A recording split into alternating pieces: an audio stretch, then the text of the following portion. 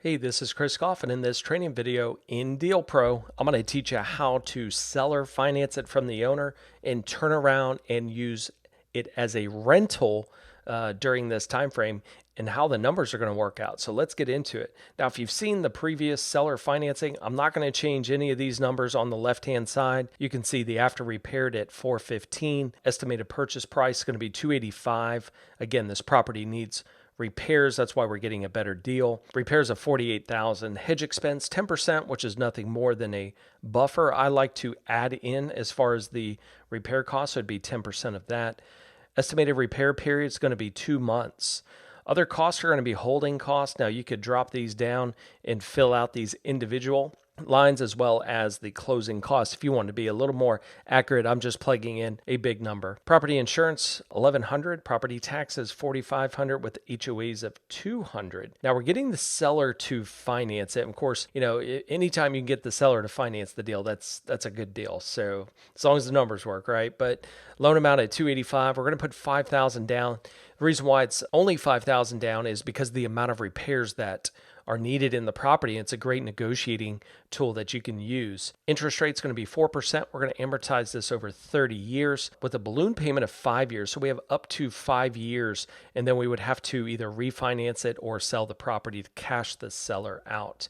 You can see my loan monthly payment there. If we go up to the top, we're going to rent this property out. Operating income is $2,000. Now, the great thing is if you hit that plus symbol, if you have multiple units or maybe you rent each bedroom out, this is where you could put them in individually.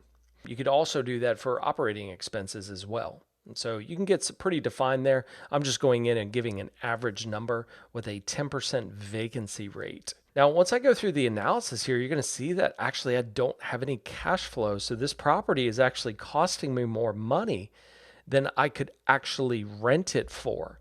Now, if I scroll to the top, you can see the rental rate is $1,950. We're getting $2,000 for it. So we're right at that rental rate. And you have to ask yourself, is this going to be a good rental property with these current numbers on the left-hand side? So either we have to reduce the numbers that we're giving the seller if we can't increase the numbers that we're renting it for.